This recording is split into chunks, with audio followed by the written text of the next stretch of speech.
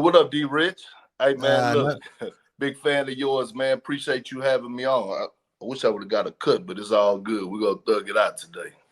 I definitely appreciate you coming on. Now we got to cut the games and get right to the chase. You know why we're here today. I was very surprised when I saw the articles that came out about your company Nilly that I feel like is trying to help student athletes.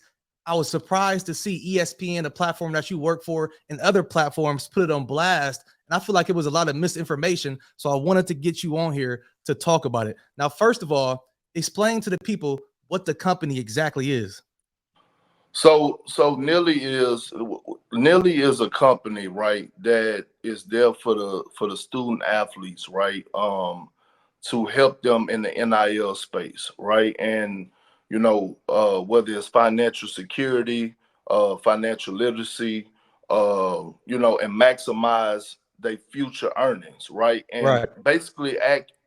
We're not an agent. We're not an agency. We're not that, right? We act in the place of holding colleges to what they promise these individuals, right? And that's what we act in place. We started up February 20th, 2024. That's when the company first had its official launch.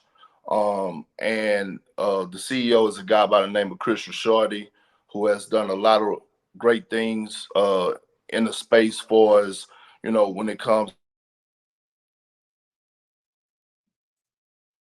working with, being on Wall Street for a long time, working with Merrill Lynch as a manager and things to that nature. And so, we tapped into a space where we wanted to provide, certain opportunities for the student athlete.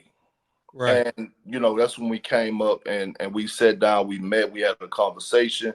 Yes, he knows the guy that was an athlete and was placed in that situation. Now I wasn't able to earn NIL money, or they didn't have NIL when I came out in 2003, but that's how it came about. So when I read the articles that people were putting out, they essentially said that it's basically a loan for players because in the hood where you grow up, if somebody don't got the money, they go to get an advance and then they're taxed on that advance at a later date. And that's essentially what the media was saying Nilly essentially is. Can you talk about that? Well, first of all, it's not a loan, okay? It's not a loan. We don't ask for Social Security. We don't ask for, any of those things when it comes down to it. Let me tell you how this process works, D Rich. Okay, this process work well, we don't go out and we don't recruit. All right. People hear about Nilly, then they come to us. And it takes 4 to 7 days for an individual to even get an advance. And the reason being is because we have multiple conversations with them and their managers, their lawyers about nearly how it works. Now, what we do know is this, right? We do know when you look around the college space, you see a lot of frustrated, disgruntled athletes, right? Right. And they're frustrated. Why? Not because of their playing time, not because they're not putting up the numbers, because the broken promises, right? They're Mm-hmm. not getting paid what these colleges have promised them. And so, again, we come in place where we say, well, they come to us and they like, hey, Perk, we want to get down with Nilly, man. My son has been at this institution, this university for 6 months and still haven't gotten paid. Okay, cool. Well, what we're going to do is, what did they promise you? They promised you this. Okay, we're going to advance you this. We're going to act on your behalf, and we're going to go hold them accountable and tell them, hey, look, the student athlete, you can see it, they're taken care of. They could go out there and perform. They could take care of their families. We're going to hold you accountable in order to get us reimbursed back and pay us back for the colleges. We're never going after the athletes. So essentially, when you think about the Matthew Sluka situation at UNLV, transferred from Holy Cross, got some promises allegedly from UNLV. They didn't fulfill them, so he's no longer a part of the team. So what you're saying is that if an athlete came and signed with Nilly, you guys would take care of that, so he doesn't have to worry about that behind the scenes, right? Yeah, Yeah, and we're in place, and then we're gonna go and hold the colleges accountable. And he's not the only player. You would be surprised how many athletes come to me on a day-to-day basis, saying, "Hey, man, can you look into this for us? Man, we still haven't got paid. This college has made these offers." They have a young lady right now that I'm speaking with her father. Her father reached out, very, very high profile athlete in college, that's projected to be a top 10 pick in the WNBA, second in the NCAA history in triple doubles behind Caitlin Clark. And her father is still having to send her money. I mean, he Mm. literally went on a rant on social media like a few days ago about the situation. And Right. that shouldn't happen, man. Colleges made in 2023 around about $15 billion. Mm. It's money that should, like, these athletes shouldn't have their problem. But if you don't understand it, if you don't understand how it works when it comes down to the collective space, right? Right. At these universities, they have to wait on alumni. They have to wait on donors to donate to fill that pot so they could go out and they could fund athletes. Well, think about this, D Rich. You got football team, you got the football team you got to take care of. You got men's basketball, women's basketball. Hell, if you want to go even deeper, you got baseball to some players. I mean, you got so many areas that one college has to take care of. They have to wait. And with them having to wait, guess what? The athletes got to wait. Well, these athletes, they're not supposed to wait, right? They got families they got to take care of, right? It's a lot of people depending on them. They need it for their financial security. And the one thing I think that they missed in this whole thing is that it's not, oh, we advance the money and then we gonna go collect it from the colleges. No, we actually are here, right? We're here to help you with the financial literacy, learn it. Do you know how, I've never been on Wall Street a day in my life until I actually started this company, Nilly. You know how Right. long, you know how long, you know how we wish we was at those tables to sit Right. down with those. The door is open for these athletes to learn this, right? They don't let you in these rooms often. They don't give up their secrets often. So with that being said, they have an opportunity that's there to sit down and learn how to make money, learn the ins and outs about their finances.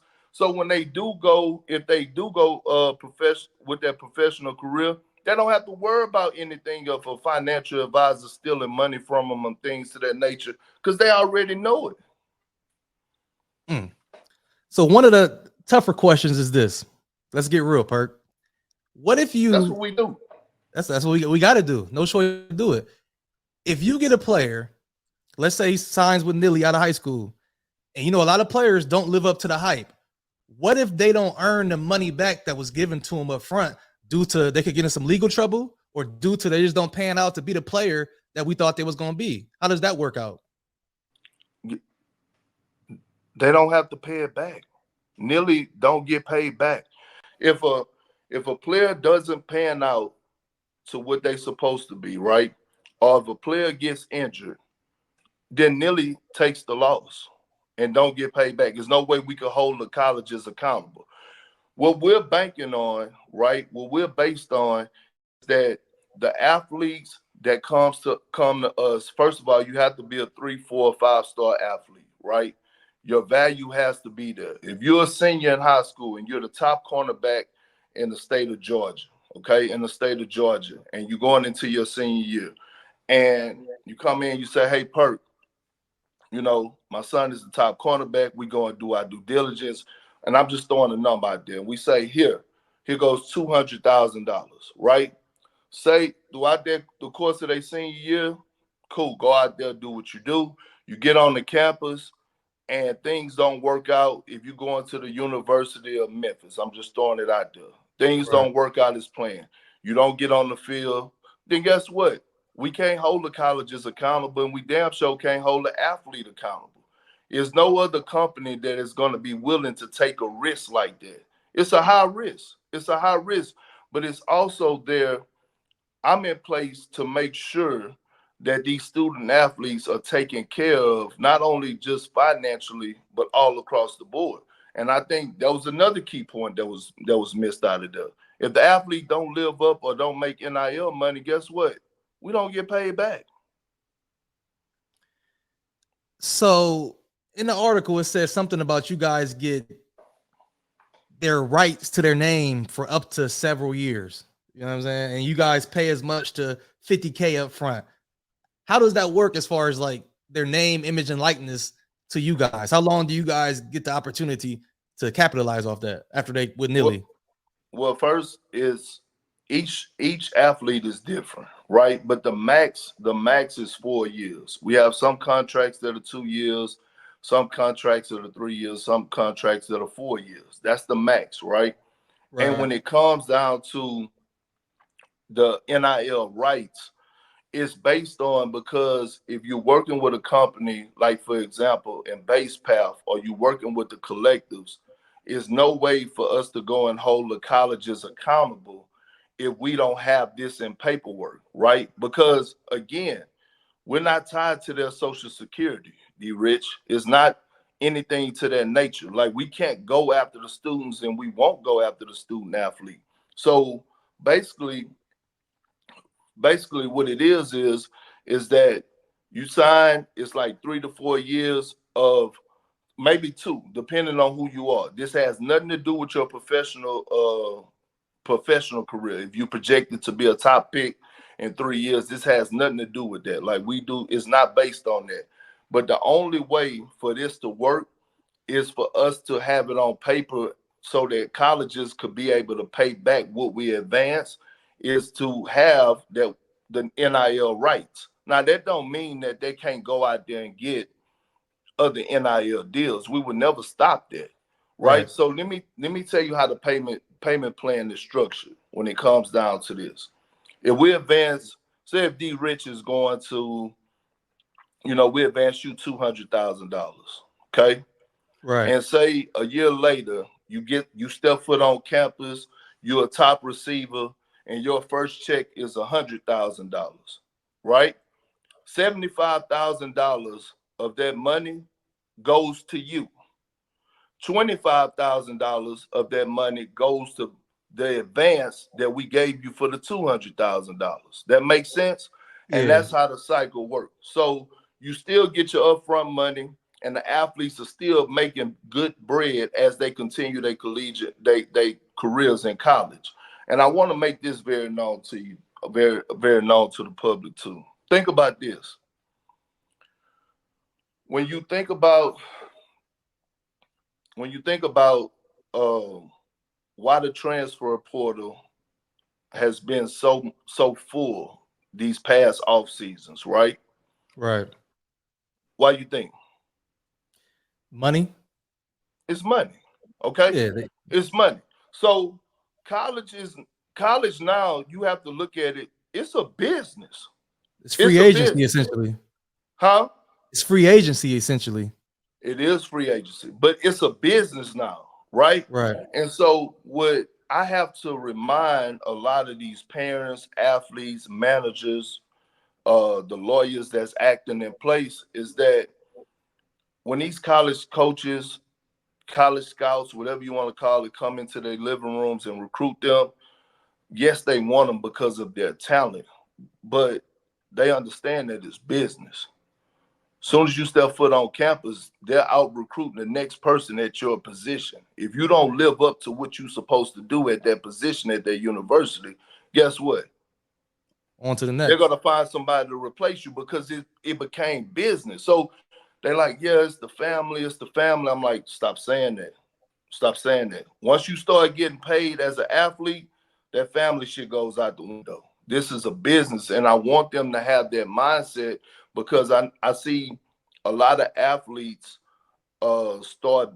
they be loyal to the fault, and it's not their fault. They just don't understand.